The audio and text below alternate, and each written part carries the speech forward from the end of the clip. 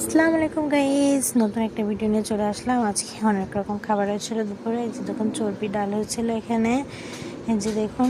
তারপরে এখানে ছিল শাক, সবুজ শাক ভাজি, এখানে ছিল উচ্ছে ভাজি, আর এখানে ছিল ছোটো মাছ চচ্চড়ি। আর আমি এখানে যে খাবার নিয়ে নিয়েছিলাম, শাক ভাজি নিয়ে নিয়েছিলাম, একটু ডাল নিয়েছিলাম। আর আমি মাছ তো খাই না, আমি অনেকবার বলেছি। সো আমার জন্য আম্মা একটা ডিম পোচ করে দিয়েছিলাম, ডিম পোচটা অনেক পছন্দ করে।